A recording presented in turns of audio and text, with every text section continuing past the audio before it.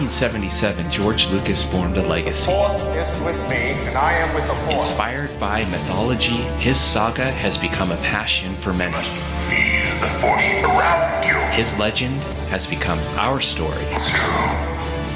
All are. One of resistance. We are the spark that'll light the fire that'll burn the First Order down. Rebellion.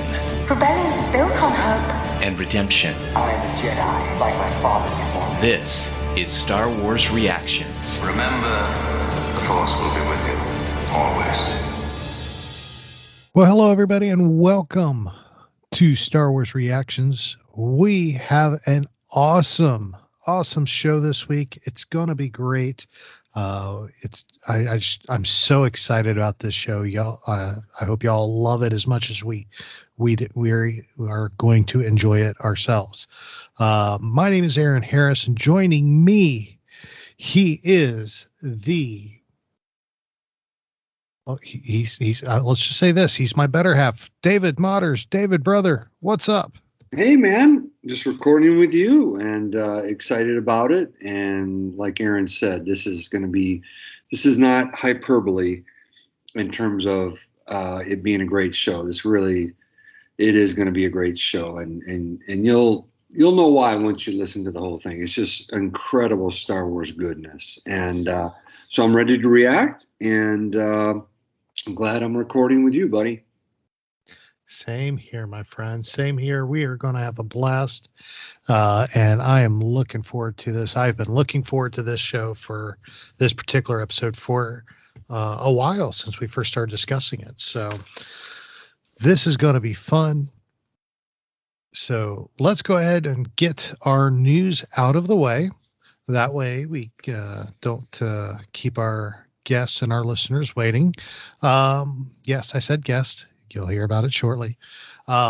In the news this week, probably the biggest piece of news for me personally was we got a unofficial series update for the Obi-Wan Kenobi Disney Plus series from Ewan McGregor. Ewan McGregor actually just won his very first Primetime Emmy Award for a Netflix series that he starred in. And during a post-Emmy interview with Deadline, he was asked about the Kenobi series, and this is actually what he said. He said, "We finished shooting our series, and it was really, really good fun. I really enjoyed working with Deborah Chow, and I think it will not disappoint. The new technology that we employed doing it was cool, and it was different. It was a different experience than making the original 3 films that I did." So the big key takeaway from that, they're in post-production. Yeah. And I think Book of Boba Fett is too.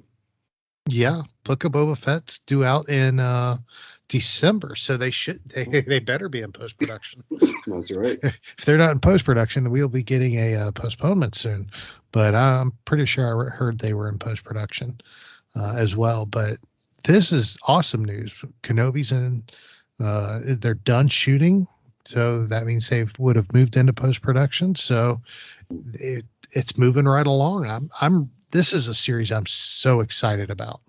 Oh, I think everybody is, starting back with the original information that you and I had heard, Aaron, and all Star Wars fans had heard, really as far back, I think, as Celebration 2015 in Anaheim, about an Obi-Wan.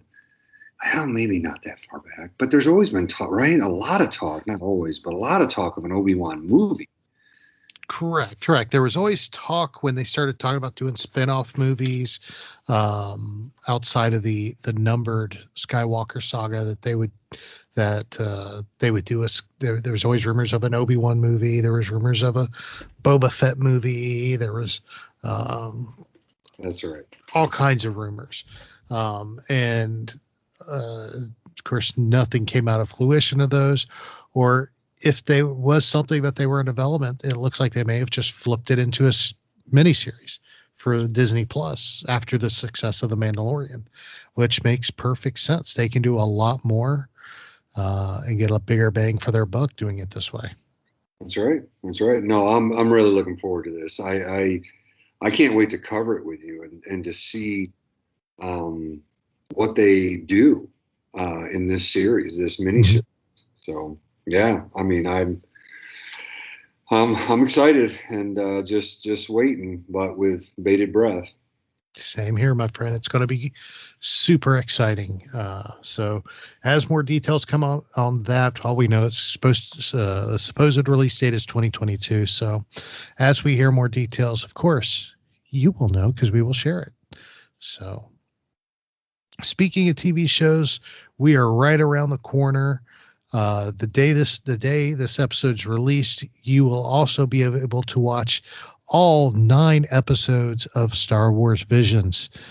They release actually today for all intents and purposes. Uh, so be ready for that. That's looking awesome based on the trailers, and we will be covering that as well. We can look for our reactions to Star Wars Visions starting in our next episode.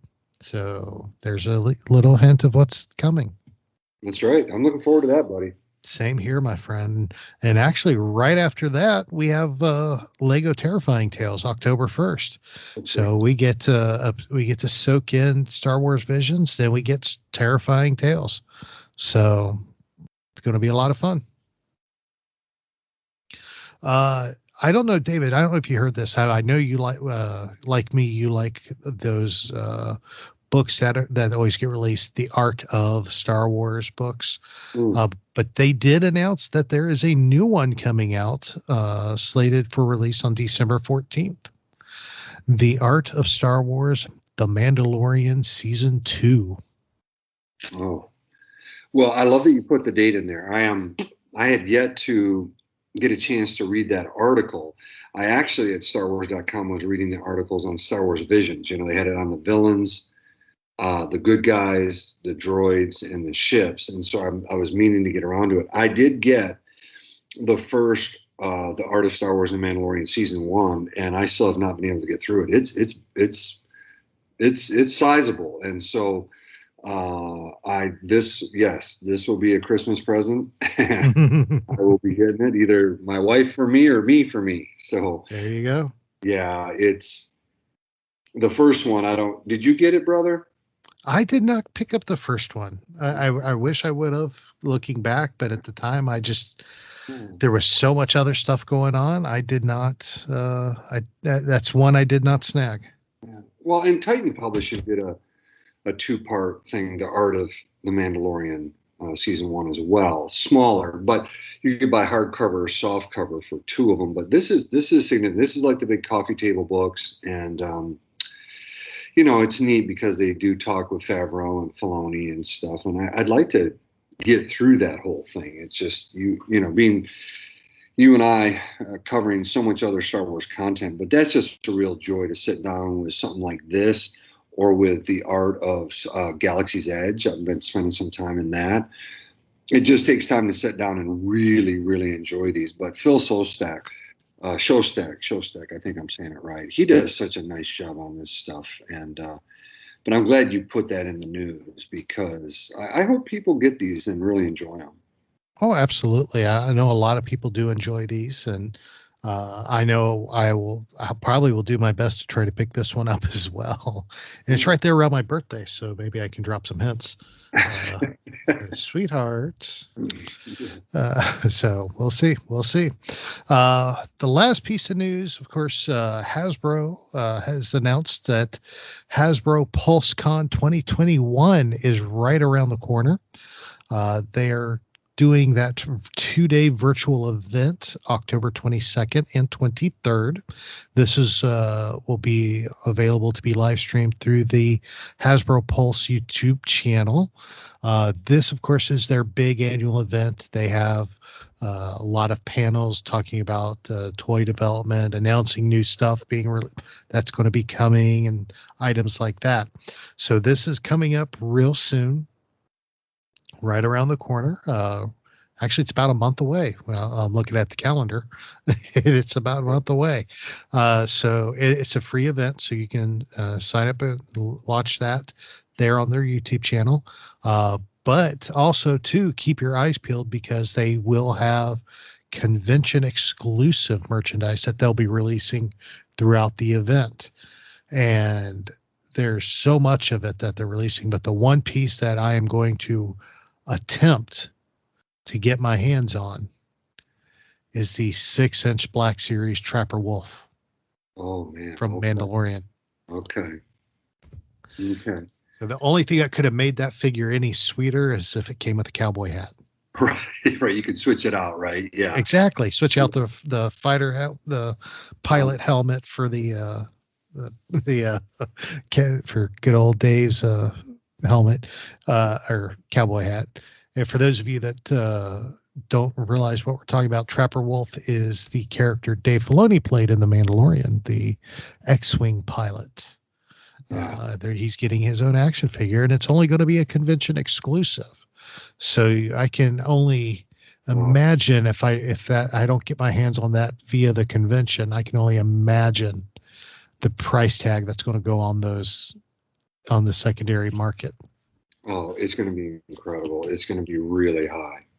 I've always listened to Jedi Journals with Jay Shepard and Chris Wyman, and Chris was talking about, both of them were talking about, I think it's Out of Print is a company that does they do some different variants of the High Republic books. Yeah, and done some for Thrawn, and of course we're in a trilogy right now with Thrawn books that you and I have been reading, and the second one is it Chaos Rising? Is that correct? Yeah. Yes. No. Yes. Chaos Rising is first one. First one. This was Greater Good. Greater Good, and then Lesser Evil will be the third one. Yeah. Jay Shepard said he couldn't get a hold of it. I think it's like $125 package that you get of the book signed by Tim Zahn, and I think a few other little goodies. But Jay Shepard said he had jumped on eBay, and I think it was already up at like $450, $500. But so something like that, and there's a lot of books, so I don't know how many Dave Filoni figures Trapper Wolf. Do you know, buddy? No, I don't think it said what they were. Okay. Limiting how many they were making for the convention. Yeah, it just said it was a convention exclusive.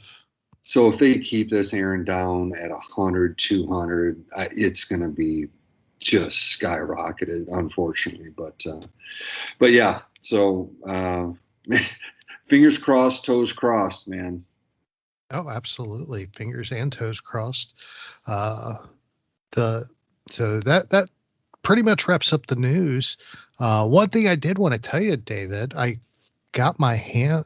Remember when we talked about, and I think we talked about the last episode that was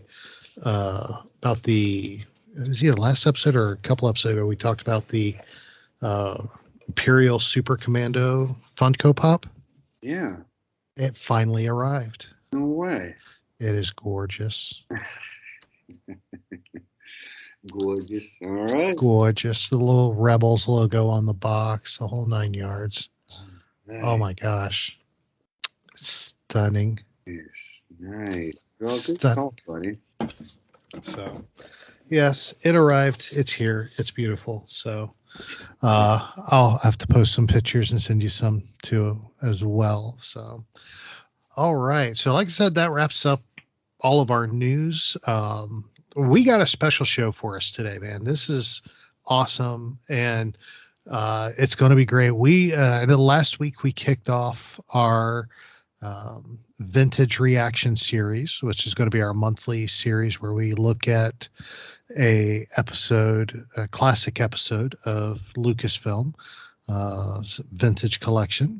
We started with the Ewoks, episode 1 of the Ewoks. So that was awesome. But this week we're kicking off a new series as well. Again, a monthly series, and we're basically calling this series Star Wars reactions chats. And what's going to be great and fun about this series is we're going to sit down and we're going to talk to anybody and everybody, one person a month, about their Star Wars experience. We're not going to be focusing in on one specific thing, like, pick a topic and discuss a topic. We are just getting to know this person and what Star Wars has meant to them, how they got involved in Star Wars fandom, how they became a fan, what it means to them, what their favorite aspects of the series is. It's something that's just to get to know people. And we'll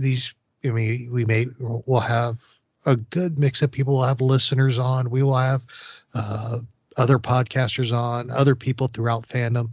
And this is something that I am just super excited to bring to the table. It's just, I think it's going to be a good tool to not only get to know a lot of people and for our listeners to get to know people, but it's going to be fun to see how other people look at the saga as well. What are your thoughts on this new series we're doing, Dave?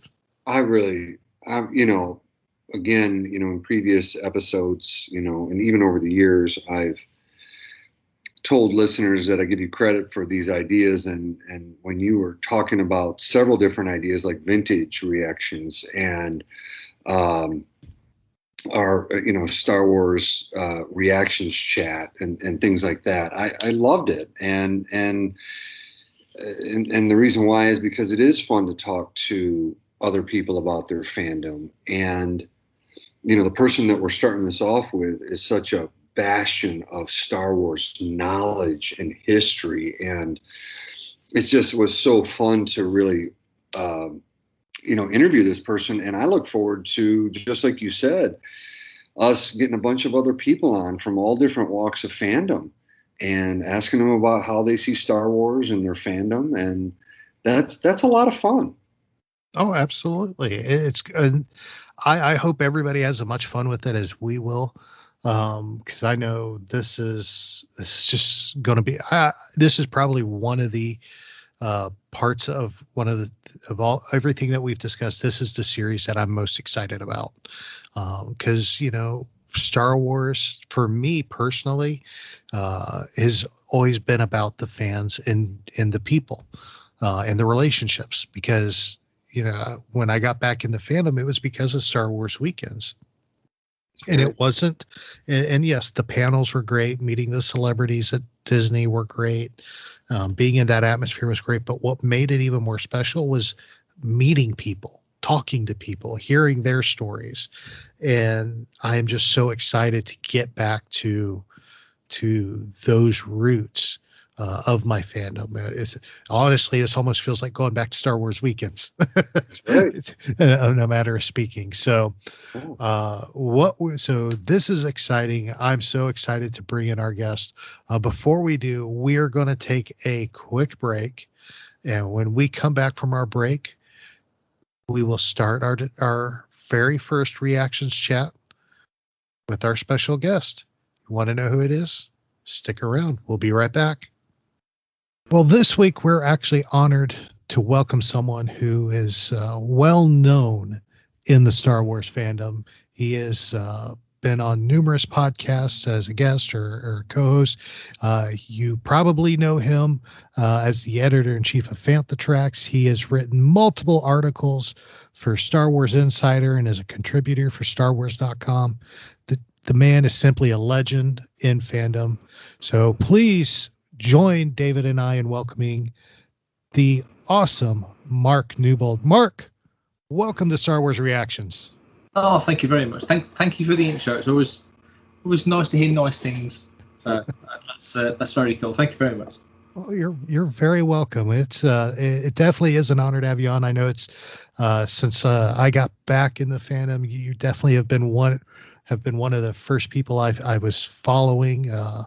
And it's because you just the plethora of knowledge and excitement about fandom, and it's enjoyable and it's contagious, and I love it. So we want to just sit back and talk to you for a few minutes about fandom and find out some things and about Mark Newbold and his fandom. So let's start with right up front. When and how did you get into your Star Wars fandom? That's a good question, because it's not the same question as when did you get into Star Wars. So in terms of fandom, when I've spoken to people about this before, especially, I'm doing the air quotes now, younger people, these days it's hard to imagine that there was a Star Wars fandom before there was an internet, but there was. And the way I've described it to different people is, imagine the internet is basically the kids that you played with in the schoolyard, because that's pretty much all we had then. Your immediate friends, i.e. people that lived within a vicinity, or people that you'd write to, snail mail, actually write letters to and converse with. So for me, I would say my fandom in that sense started pretty early.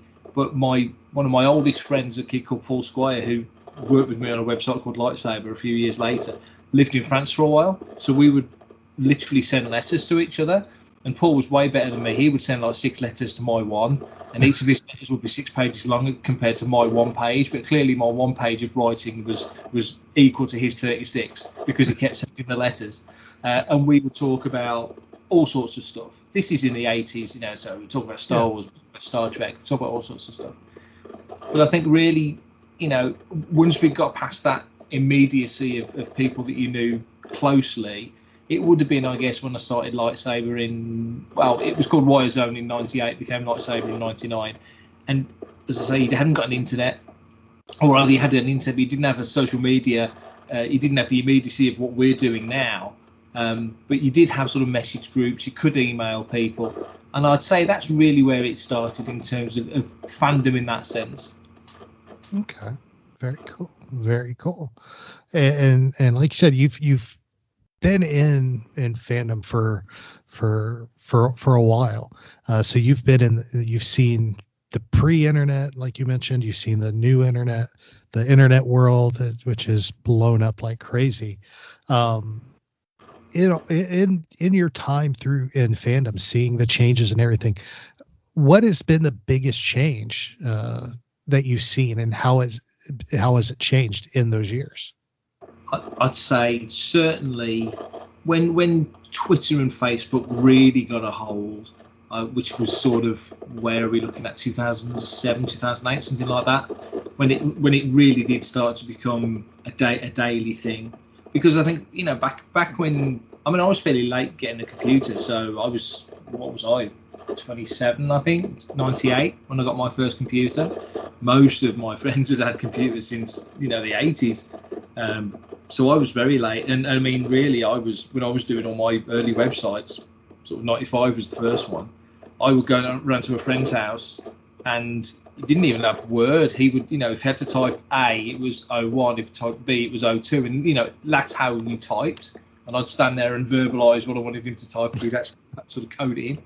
But I think once you got past all of that, it was social media, because, as I said before, then it was message groups or message boards or chat rooms, or, it was more, even then, quite colloquial, quite tight groups of people, very, very, very specific. Whereas with social media, the hashtag world of, I want to look for this particular subject, but I'm also going to take in everything else that this person might be into. So anybody who wanted to follow Mark at the time was going to get battered with, well, I'm also a Star Trek fan, everybody knows that. I'm not a Maiden fan, so I'm going to be talking about Maiden. I'm a football fan, so I follow West Brom, so I'm a West Bromwich Albion fan, so you're going to get all of that. And so all of a sudden, you're not just talking to a person about a specific thing about Star Wars, you're kind of getting washed over with everything.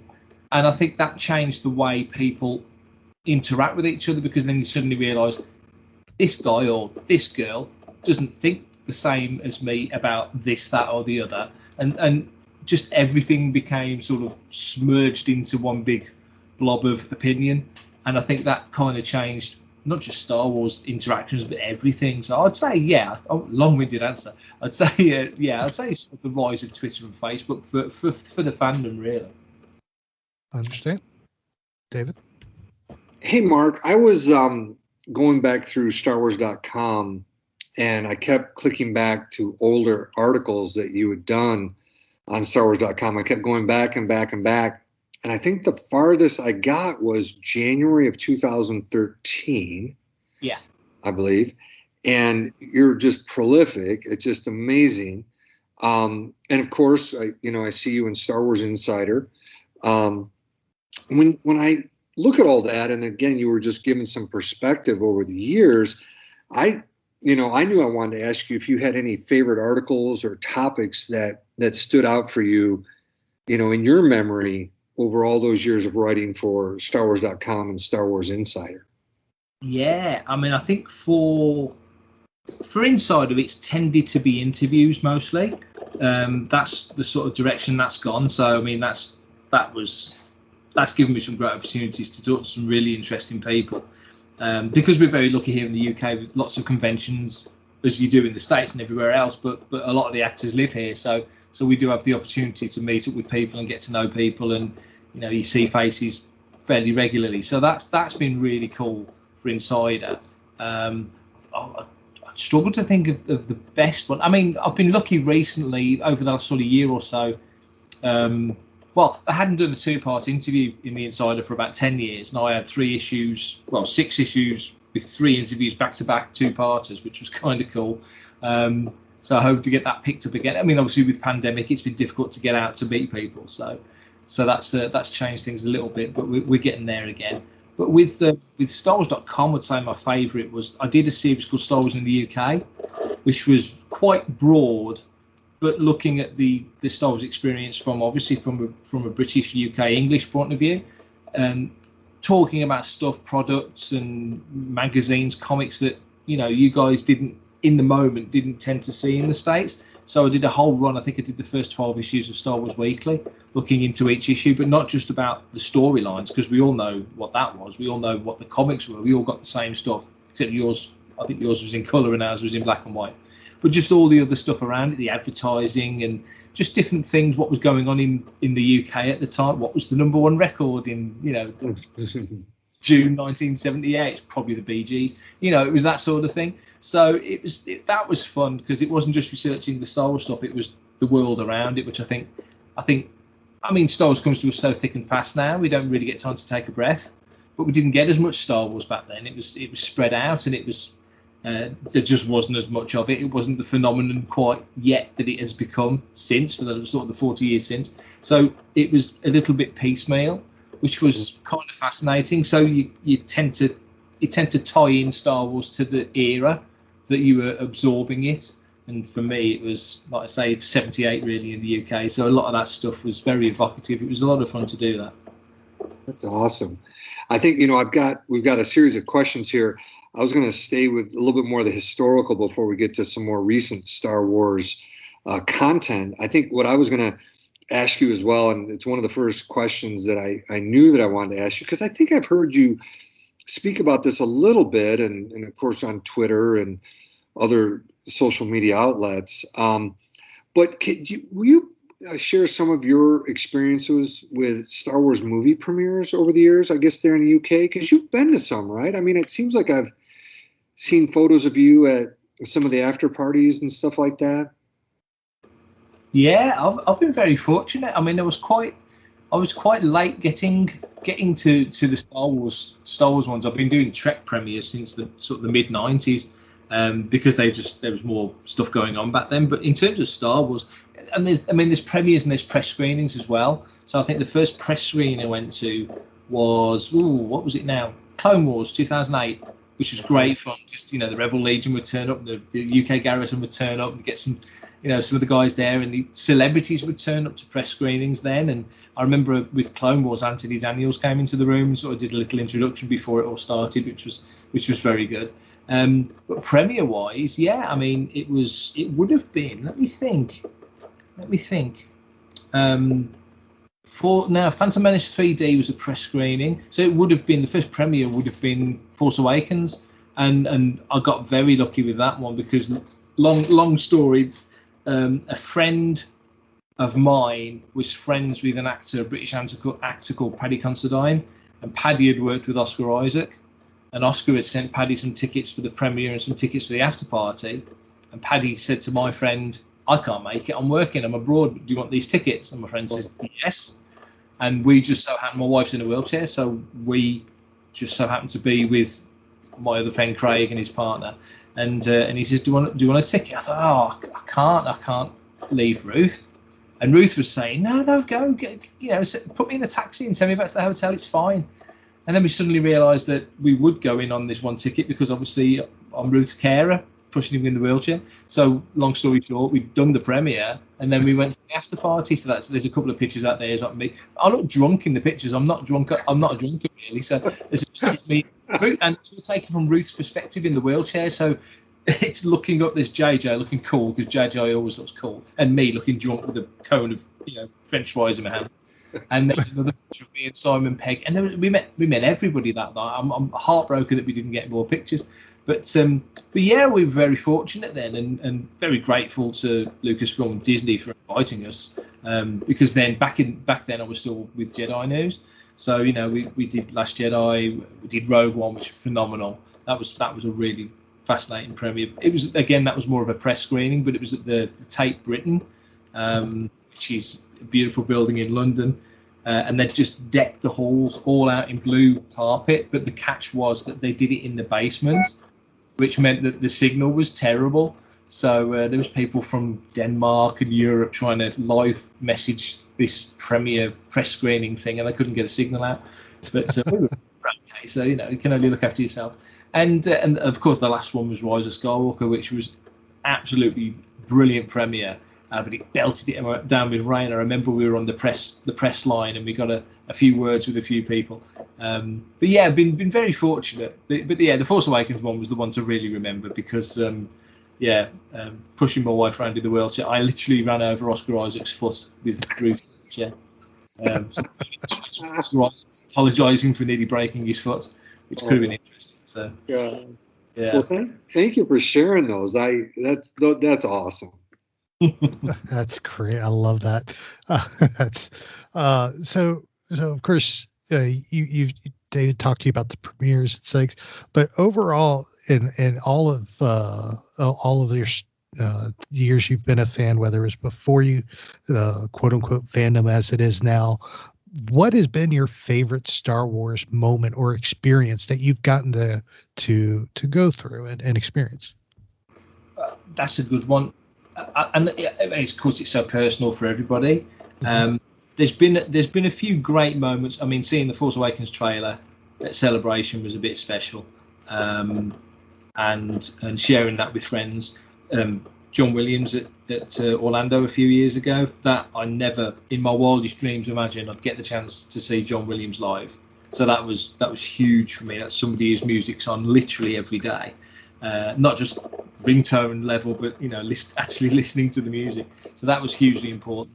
I'd probably have to say, in retrospect, and it's probably a place I'll probably not get the chance to go to again. I did get to Skywalker Ranch about 8 years ago, and my friend Paul Bateman had been there a few times before, and when he knew I was going, he sort of took me to one side and says, "Right, I'm going to give you some sound advice. When you get there," he says, that, you're going to be all hyper and you're going to be like, "Oh my God, this is Skywalker Ranch. I can't believe I'm here." He says, "You're going to be all hyper." He says, "When you get there," he says, "just take a second and take a deep breath and do a 360 and take it all in." He says, "Because there's only a first time once," he says, "and you might not get there again, because who can guarantee that you're ever going to get there again?" So when we pulled up outside the building, we got outside the car and stood outside the big house, I just said, "Give me a second, guys," and I just did exactly what Paul said, and it was the smartest thing he ever said, because I can still picture it, I can still feel the moment. It was the best advice ever. So I'd say that, just because that really is the home of, that'll never not be the home of Star Wars in that sense. I know the ranch was built after Star Wars and Empire came out. I get that, and things have moved on and changed, but Skywalker Ranch is just as an ideal, just felt like the home of Star Wars, and that's probably the moment I'd pick if I had to pick one. Beautiful. And now, this wasn't one in the original list of questions, but since you brought up John Williams and how you listen to Williams every day, pretty much, I got to know, what's your favorite piece of Williams music? Oh, what a great question. I mean, obviously, Star Wars soundtracks are amazing. I'm a massive indie fan as well. And that whole 80s run, the Spielberg Lucas run of the 80s, was amazing.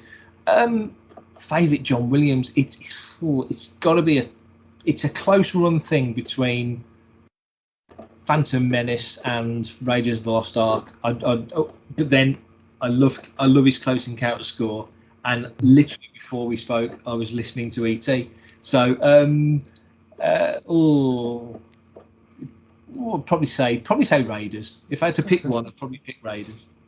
But if you're talking Star Wars music, it's right now it's Phantom Menace. That score is up there with Star Trek: The Motion Picture and Solo: A Star Wars Story. Why didn't John Williams write that?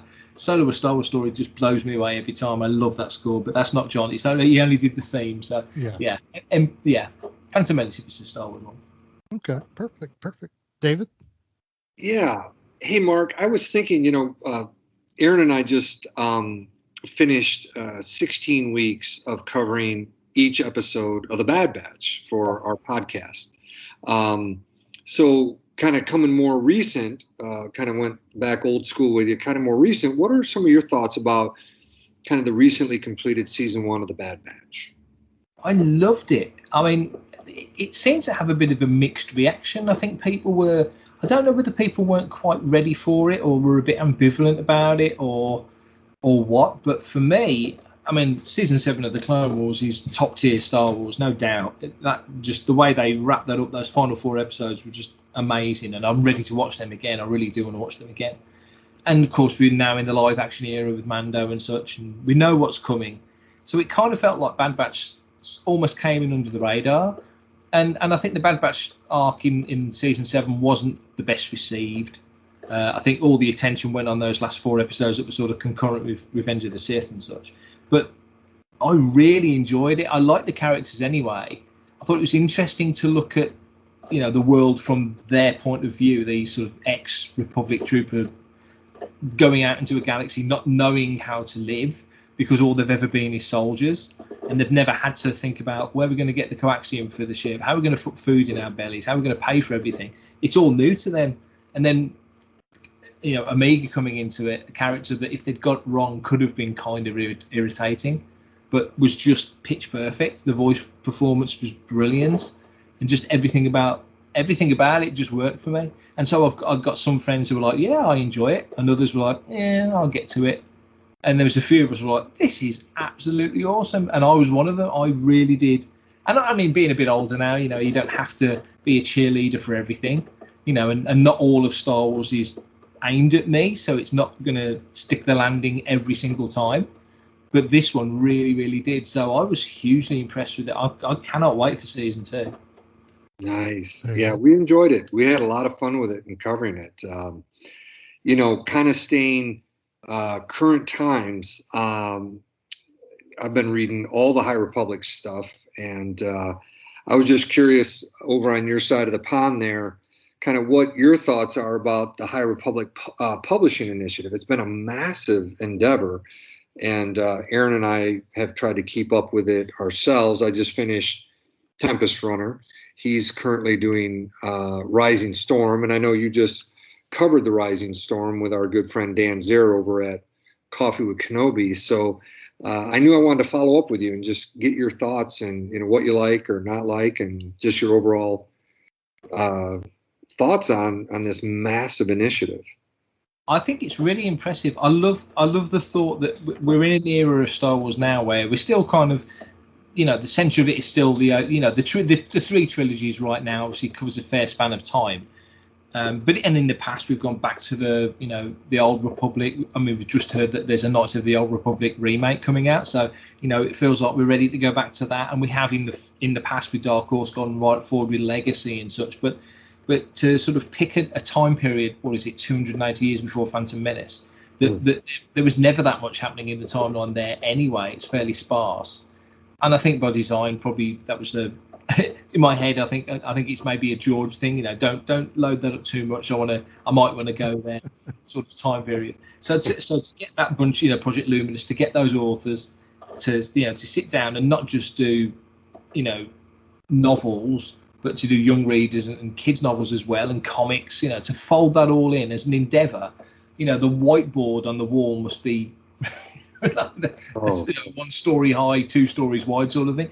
There's so much going on. So to track it is difficult. I can't pretend to have read everything. I'm playing catch up with a lot of stuff. I have read, as we mentioned, I watched, listened to Rising Storm. I tend to do the audio book, and I'm ready. Tempest Runner is queued up. It's my next thing to listen to, so I'm looking forward to that. So I've heard nothing bad about it. I'm really enjoying it. Like you say, it's a new era. It doesn't feel like any other era, and it's working. And I think that's probably the best thing I can say, because to try and do, like the prequel trilogy by design was not meant to feel or look like the original trilogy. And at the time, a lot of people, me included, couldn't quite get our heads around it. Phantom Menace took a while to sort of land right with me. Once I got it, once I thought, hang on, I think I'm starting to get what he's doing here. He's not trying to, this isn't supposed to be Empire Strikes Back. This is its own thing. Once you get into the style and the feel of it, all of a sudden it's like, this is no less Star Wars than anything else I've ever soaked up. And I think the High Republic feels the same. It's got its own vibe and its own, its own way of being a Star Wars story.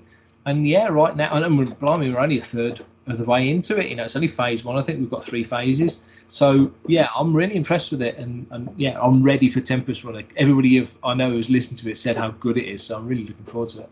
Oh, well, Aaron and I are doing audiobooks like you are.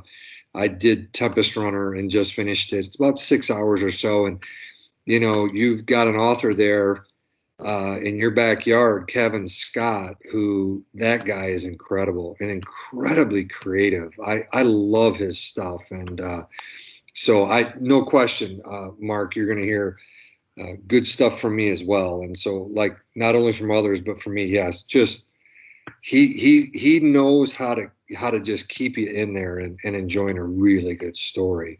But I have another one for you. And again, even this is something that's going to be coming out this month. Staying again current and just getting your thoughts on this. Aaron and I have heard a lot of other people and their comments on this, but we were really curious about yours. Is just, your thoughts and reactions to the Star Wars Visions trailer. And of course, that's dropping September 22nd. Thoughts on the anime of Star Wars? I'm really, again, I sound like a broken record. I'm really looking forward to it.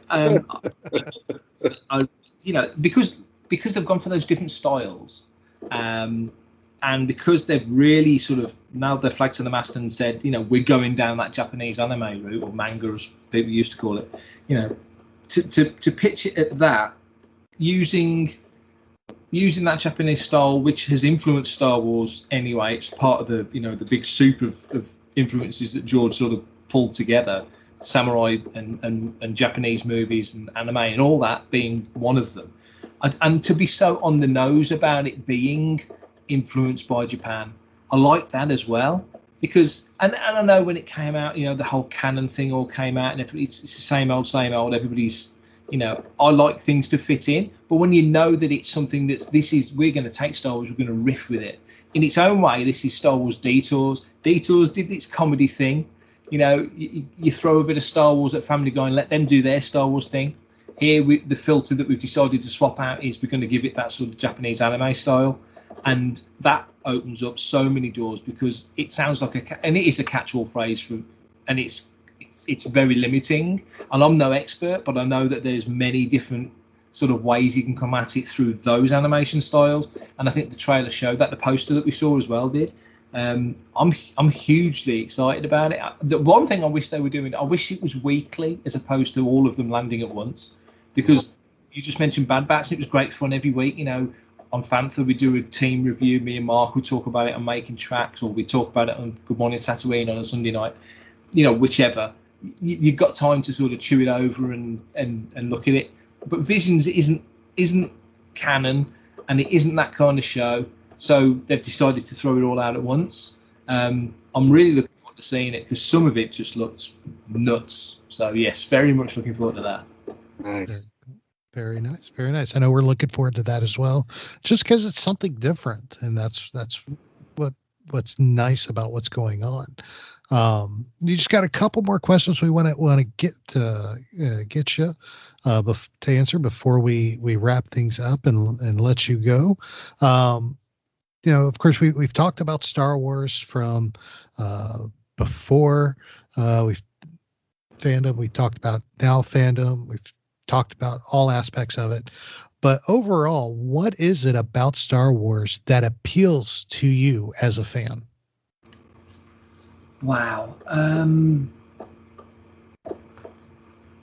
I think because I've been in it, this is going to sound weird. I think because I've been into it since I was 6, and when I was 6, it was Tonka toys and Hot Wheels cars and $6 Million Man and Planet of the Apes. It was all that sort of stuff. And Doctor Who.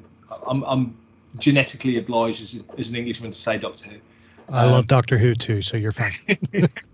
And then Star Wars came out, and Star Trek. Star Trek had been shown here as well, and Star Trek's always great, vivid fun. But then Star Wars comes out, and even as a 6-7-year-old kid, I was savvy enough to see the level of complexity and the level of design and everything else on Star Wars was just so far ahead of anything else. So I think it attracted me in that sense, but also the actors were engaging. A lot of sci-fi at the time, it was kind of either very po-faced or kind of hokey, and there was nothing in the middle. And Star Wars was serious, but kind of having fun with it. A couple of nights ago, I went to Warwick Castle, which is near where I live, and there was an outdoor screening of the original, which I haven't seen for ages, and kind of watched it with a fresh eye because I really haven't watched it for a long, long time, and absolutely couldn't take my eyes off the screen. Again, it's Star Wars. I'm not gonna lose attention watching Star Wars, but there was just something about it, something very special. But also, I think with Star Wars, because it was so early doors, it was like Beatlemania. I said recently, it felt like the only thing I can compare it to was when the Beatles arrived in '63. Star Wars is only they feel like eons apart, but they're not that far apart really. Star Wars was the cinematic equivalent of that. So, the toys and the comics and everybody on the playground talking about it. That 7-year run from sort of 78 for us, really, to 85 when Ewoks and Droids have finished and Battle for Endor's come out, and it really has kind of run out of steam for the time being, was just everything. And I think because those were very formative years for me, once you get to sort of, what was I, 14 in 85, and all these other great films are around. By now, I know who ILM are, and I know who John Williams is, and I know all about Harrison Ford because I've been reading about him forever and a day, and I collected Fantha Tracks, and you know all the other people. So all of a sudden, it opens your horizons to. Well, I'm going to watch the Blues Brothers because Carrie Fisher's in it. Then Blues Brothers is now, after Star Wars and Raiders, my favourite film. And just all these other offshoots of Star Wars. I think I realised that it opened up a lot of horizons to enjoying other stuff, but that's always going to be the core of it. And so, yeah, it's such a difficult question to answer because there's so many elements. And I know full well if I spoke to Aaron or I spoke to David or we spoke to anybody else, your answers would be kind of similar, but really, really different because it's so personal to us. I don't think there's any other franchise Trek's the only one I can think of that's got the legs and the heritage and had the profile that Star Wars has got. And I think ultimately the reason I love it so much is that it's never not felt fresh and it's never not felt new. Star Wars still feels like it doesn't feel like it's been around for 44 years. Yeah. It still feels like it's new and got something to say, and there's business to be done, and there's more to come. So, yeah, that's a long-winded answer that probably hasn't answered your question at all, but I think it's really hard to quantify. But yeah, lots of things. I'll say the reason I love Star Wars, there's lots of reasons, but they're all very personal, I would say. Yeah. Oh, perfect. Love it. And you're right. That the answer to that question is going to be different for every person you ask, just because it is such a personal question. Now, one more question I'm going to hit you with before we go into what we call our speed round questions. But this final question is how do you feel about the current direction that the saga is moving? We've kind of moved away from movies into these Disney Plus shows like The Mandalorian. We got Book of Boba Fett, the Obi-Wan show. How do you feel about the direction of fandom of Star Wars and the way it's headed?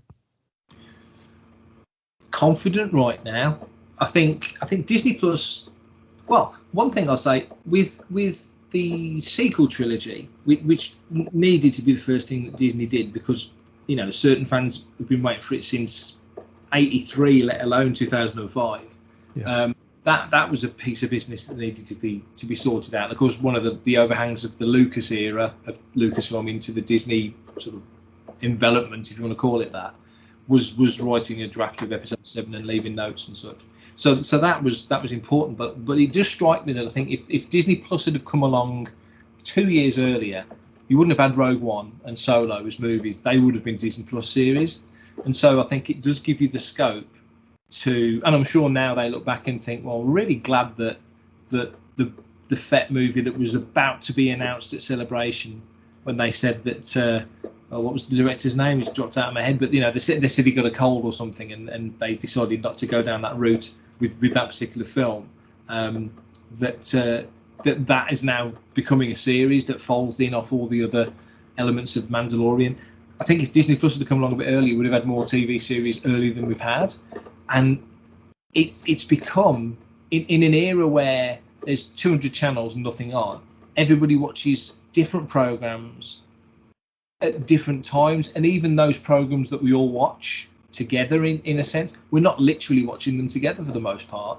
Most of us would watch, I don't know, Stranger Things, but you won't be sitting and watching Stranger Things at the same time, turning up at Monday morning at school going, did you watch Stranger Things last night? Oh yeah, wasn't that brilliant? That doesn't really happen anymore. It's all a bit piecemeal and all over the place. But Star Wars has become appointment television, which I think is great, because Star Wars wasn't built for television, but it's dominating it now.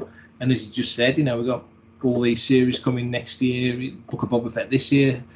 There's so much going on. So in that sense, I think it's in a really good place, because the line between television and movies now is so blurred. ILM are doing just as much detailed quality work on any of the shows at the moment as they would do if it was a big screen movie. But in terms of the films, I'd love to see a Solo sequel. I'm so glad we're getting a Rogue One prequel in the format that we're getting it. I'm very much looking forward to Rogue Squadron, which is only a couple of years away now. A couple of years away, so I'm very excited about that. And Taika Waititi's film as well. I've got a feeling that's gonna. I think you kind of get in your head what sort of film he's going to deliver, and you kind of think, would Ragnarok work as a Star Wars film? Because his humour is so off the wall, which is great. Because I'm a Hitchhiker's fan as well as a Star Wars fan. I'm all up for off the wall humour. But you don't want it to be in any way tied to today in the 21st century. That's got nothing to do with Star Wars. We can have influences that fold in. Star Wars has always done that. I mean, the Clone Wars did that week on week.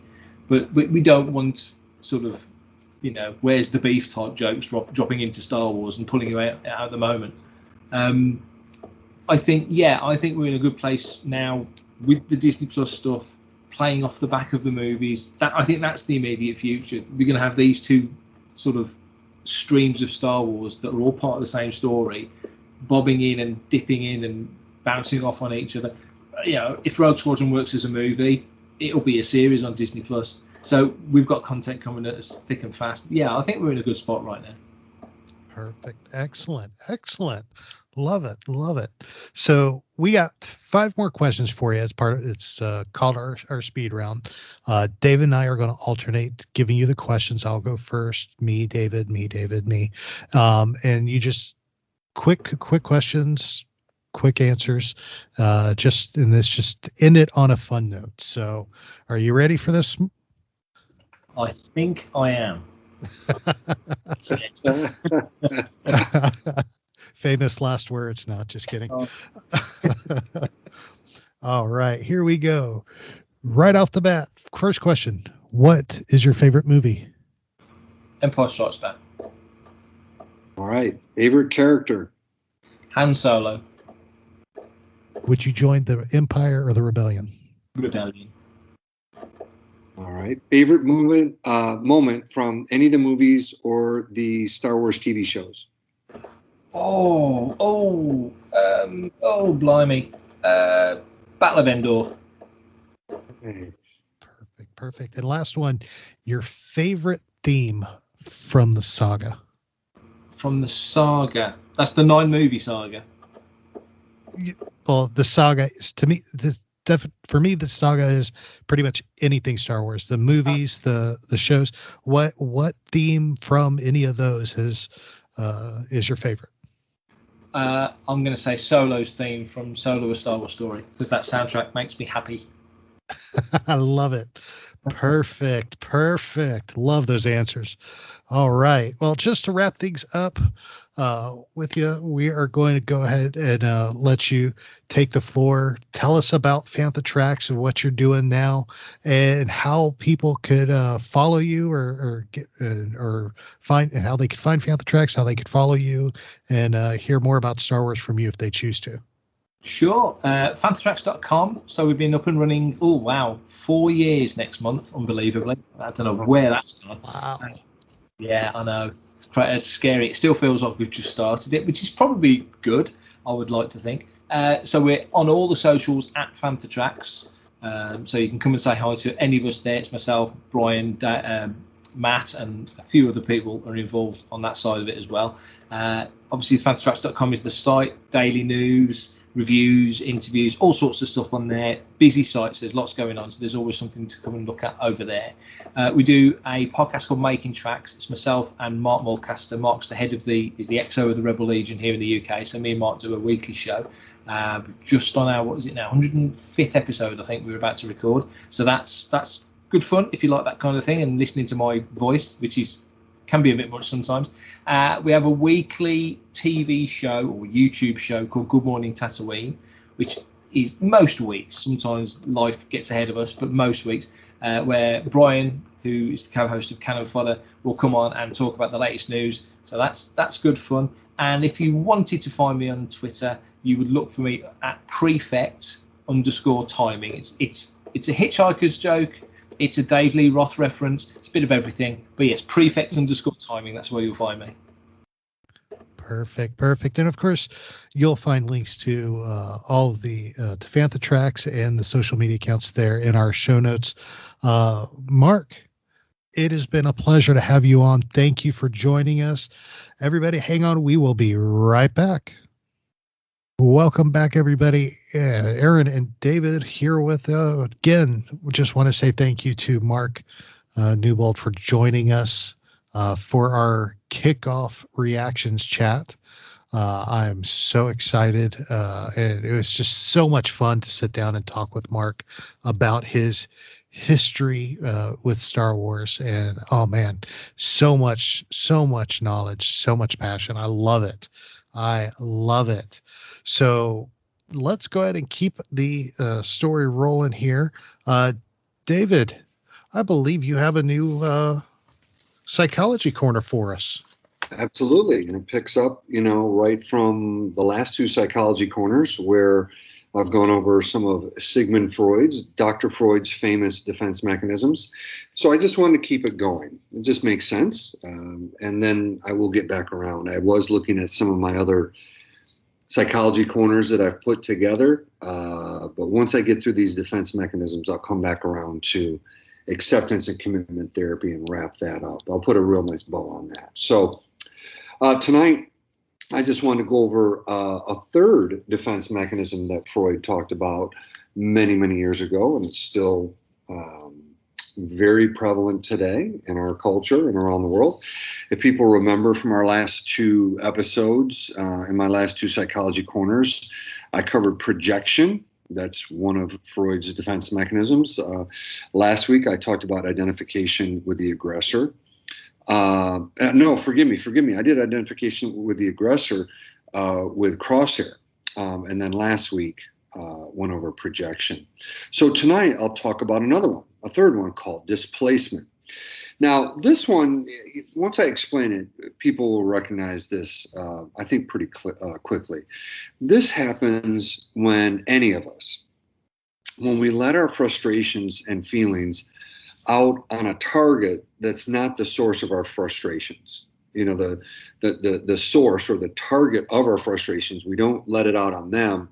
We displace it onto others. And a prime example of this that I've seen in my office over the years is when a parent or parents, when they're frustrated at work, many times it's with their boss.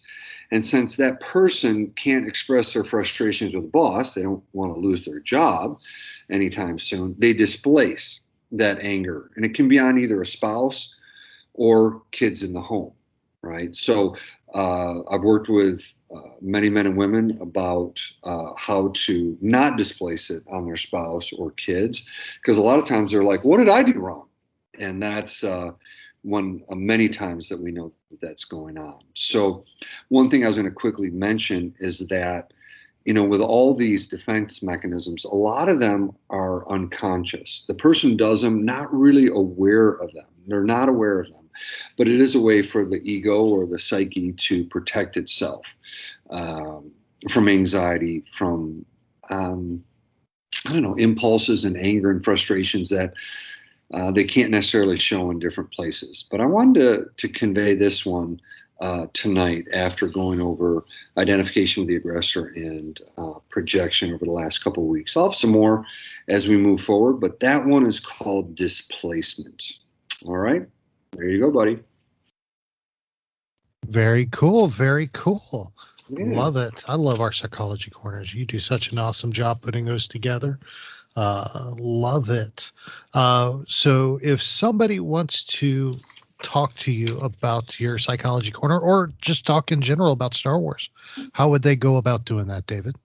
Oh, definitely. 3 different places. First one is Twitter, and that is always been the same. It's never changed. It is at David_Modders, MODDERS. The other place, second place, is David at StarWarsReactions.com. Okay, that's email. If someone wants to do something a little bit more longer form. And then the third place is just simply if you search for my name in Instagram, you'll see it. And I've really fallen down on the job, buddy, in terms of putting pictures in. But I don't know. Maybe I got to get to it. But I am trying to work on some of the ideas that Aaron and I have been processing. So I want to get those done first. But I'll try my best to get some more pictures up on Instagram. Very cool. Very good. Of course, if you do want to talk Star Wars or criticize my dad jokes of the week, the best place to do that is, of course, to hit me up on Twitter at TAHarris121079. Or, of course, you can email me, Aaron, at StarWarsReactions.com. If you want to let us know what you think of the new segments we're doing, like reaction chats, like the one we just had with Mark Newbold, or vintage reactions, and share your thoughts on what we're discussing, definitely reach out to us. You can do that on any of our shows' social media, which is SW Reactions on Facebook and Instagram, and SW Reactions Pod on Twitter. Or email us show@StarWarsReactions.com. Also, it wouldn't be a Star Wars reaction episode if I didn't close us out, David, with this week's Star Wars dad joke. All right. You still want to lose more listeners, huh, buddy? I don't think we're losing them. Okay. Just I hope we're not. I know. I just have to tease you. All right. You ready for this one, David? This one's going to make you hungry, my friend. What do you call Chewbacca when he gets chocolate in his fur? I don't know, Aaron. What do you call Chewbacca when he gets chocolate in his fur? A chocolate chip Wookiee. Jeez.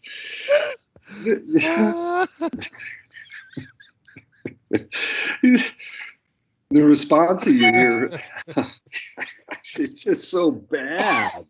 Oh, excuse me. Oh, maybe that's the appeal, right? It's just how bad. They're so bad. They're funny. Yeah. Oh my gosh, a chocolate chip Wookiee. And the thing is, I've known the answer to this joke for weeks, and it's still cracking me up. I don't know why. It's a chocolate chip Wookiee. All right. So, that's it, David, my friend. This has been fun. Absolutely, buddy. All right. Thank you, buddy. Thank you again, Mark, for joining us. We appreciate you taking the time from a lot of time from in your early morning clear across the pond to join us. We want to thank everybody for listening in. We appreciate each and every one of you. Wishing and praying the best for all of y'all. Stay healthy, stay safe, and stay positive most of all. So remember, this is your place for elegant discussions for a more civilized age. If you'd like to share your thoughts, you can email us at show@StarWarsReactions.com for our show notes and the latest news from the Star Wars universe. Visit our website at www.StarWarsReactions.com. You can also follow us on Twitter at SWReactionsPod or on Facebook at Star Wars Reactions. If you enjoy our show, please leave a review on iTunes. This podcast is not endorsed by the Walt Disney Company or by Lucasfilm Limited. It's intended for entertainment and informational purposes only. The official Star Wars website can be found at www.starwars.com. Star Wars. All names, sounds, and any other Star Wars related items are registered trademarks and or copyrights of Disney and the respective trademark and copyright holders. All original content of this podcast is the intellectual property of Star Wars Reactions unless otherwise indicated. Star Wars Reactions. Elegant discussion for a more civilized age.